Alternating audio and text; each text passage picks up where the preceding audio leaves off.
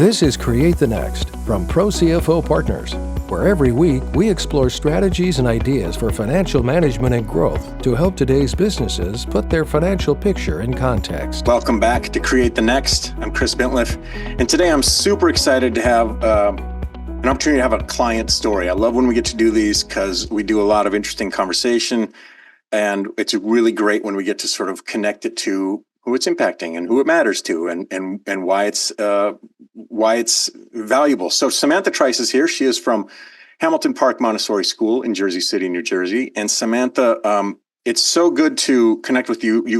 Hamilton Park has been doing its thing since 2006, I understand. So tell me just a little bit about, I guess, the school. That's interesting, but why did you're the founder, I believe, and why start a Montessori school? Just kind of tell me your origin story a little bit. Sure enough. So I'm a certified teacher and I'm a certified administrator. And when I started the school, I had about equal amount of time in each. And I was working at a school that just didn't really fit my philosophy, but I just moved to Jersey City and really enjoyed it. One of the greatest things about Jersey City is it's one of the most diverse cities in the nation. And so there's a neat energy, and you can go, it's less than 10 minutes to get into New York City, or you can walk along the river and look at New York City. So it's a neat place.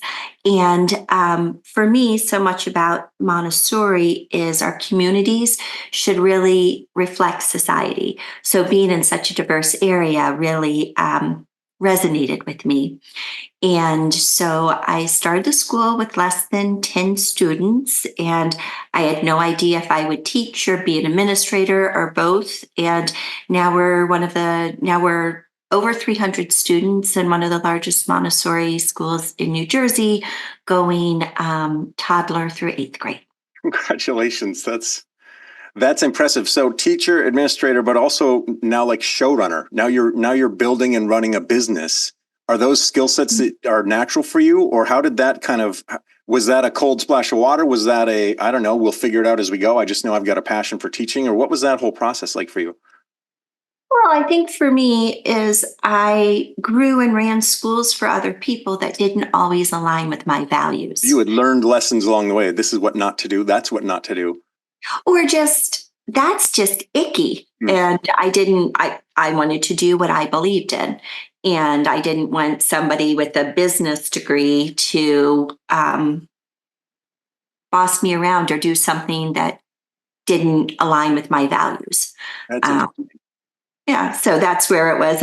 Okay, it's not that hard, because if you think about a school, an independent school, it's the amount of tuition you bring in, then you subtract the salaries the salaries you pay teachers, then you have rent and operating costs, and then you see what your reserves are. This is not a hard business model. As we like to say, it's not really rocket science. It's a little bit, we can all distill down to that. And maybe you've shared a good reminder that we can overcomplicate what is basically, do you have money coming in? Cool. What is the money going out? Now do the math and make sure that you're healthy, right? Thank you. Yes. And that's what Sunny's been so great about. So our school was just hopping along.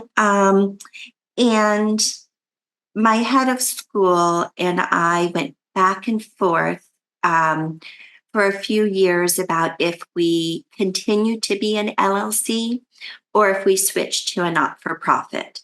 And one of the biggest reasons we wanted to switch to a not-for-profit is our dream is to have a sliding scale and not have tuition be a barrier for any family.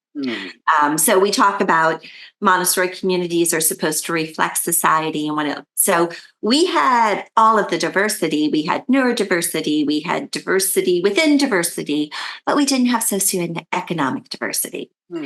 And so I had a school, and like you said, we went back and forth.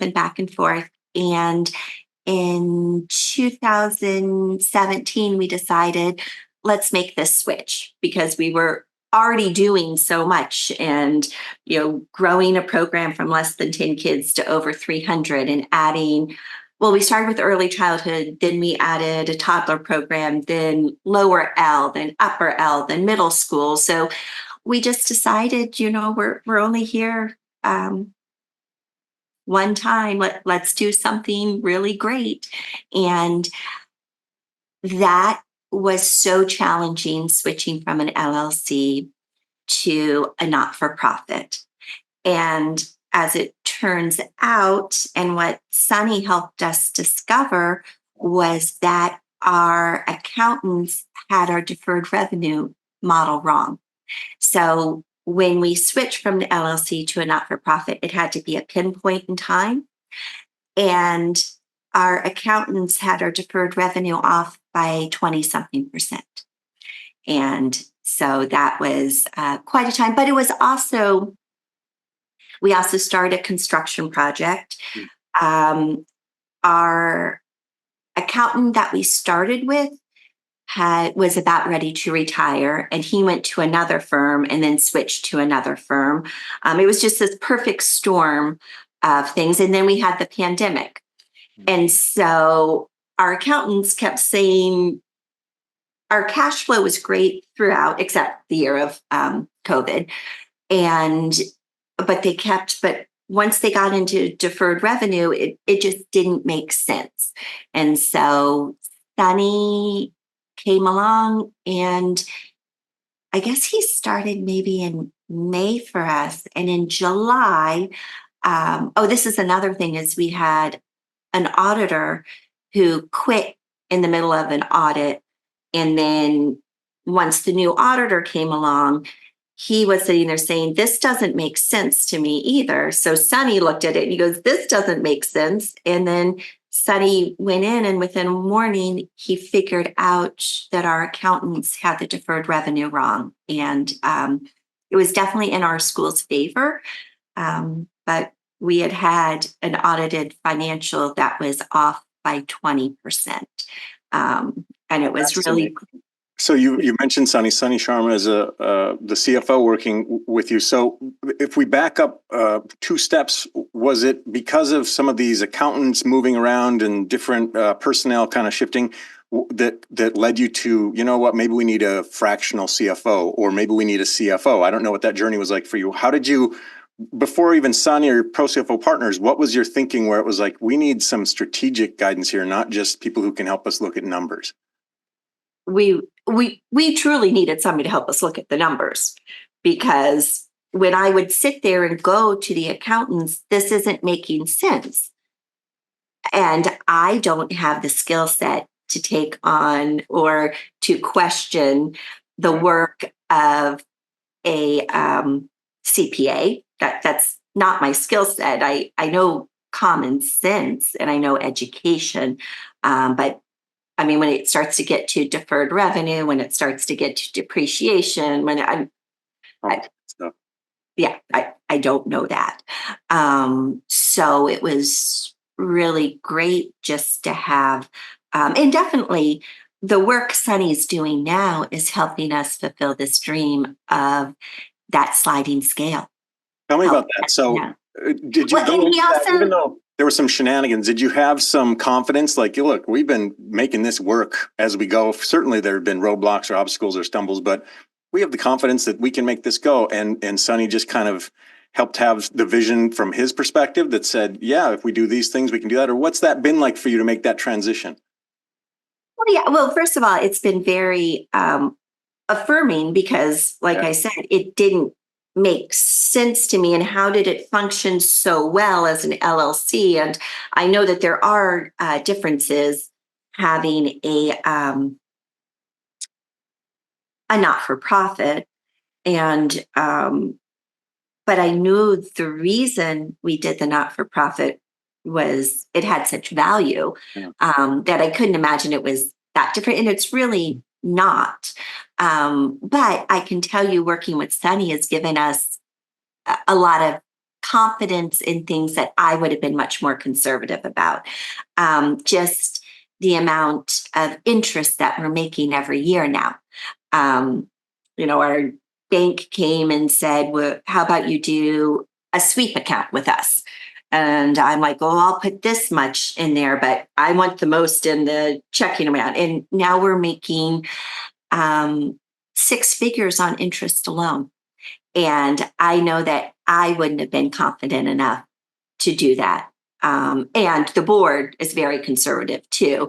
So Sonny coming in, and he's given us a lot of confidence to take risks that have real benefits. That's so interesting and exciting and rewarding, because your destination or your goal, your purpose is, as you said, kind of this socioeconomic diversity. So how's that playing out? Are you starting to see what you had hoped for in that, or starting to see a future where those parts and pieces are in place? Yeah, I mean, we're doing it, and so I don't know, it's really exciting. We're in the middle of this work, and it's been really nice because working with Sunny, we've been able to get those systems in place so that now we can go to the really fun work. So I'm really excited about this year because Has that freed you we're up? doing the fun stuff instead of, why isn't this making sense? Yes, that's what I was going to ask. Is it freed up your own whatever mental energy or creative energy or capacity for, because you're not dealing with these sort of things that maybe aren't your sweet spot, and you're able to just immerse yourself in the things that you're really passionate about and realize confidently that somebody else is helping with the other stuff? Absolutely, it is. And, and just the amount of stress that it's taken off me. So you're right. I'm able to do the fun stuff and the passionate stuff. And like I said, the systems were working before, but it was just this perfect storm of constructions, accounting, deferred revenue, all sorts of COVID. And now it's just really exciting, and it's made the switch to a not-for-profit exciting and rewarding. Oh, I'm so happy for you. What do you think is what's the next? What's the future for you? What's 3 to 5 years once you really feel like maybe this not-for-profit is entrenched in its goodness? Where are you headed? What do you want to be doing? Well, I mean, I think having a school where tuition is a barrier is really exciting. And so important. I mean, what a special thing for your community. Yeah. So fingers crossed on that. But it's the exciting work. And, we are very dedicated to growing teachers. So we're going to keep investing in that. We are going to explore some capital projects. It would be great if we could have a rooftop playground. We don't own the building though, so there's a lot that we have to think through there. Right now, we're in 2 campuses. We're thinking about combining to one and just creating really cool spaces for kids and learning. And so we have a lot of fun work ahead.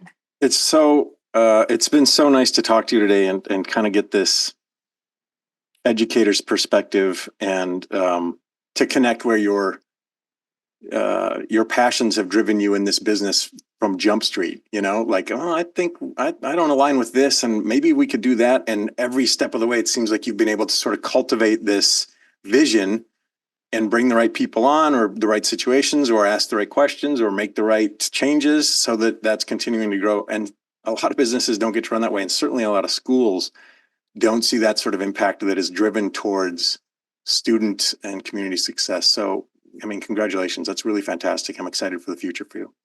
Well, thank you. And thank you to ProCFO for giving that freedom. Yes. Samantha Trice is the founder at Hamilton Park Montessori School. You can find them at hamiltonparkmontessori.com. And it's been just a pleasure to talk to you today. And I wish you all the best. Thank you. Thank you so much. Thanks for watching, and a special thanks to our subscribers. Consider becoming one today. Visit ProCFOPartners.com for more strategies and ideas for financial management and growth to help you put your business's financial picture in context.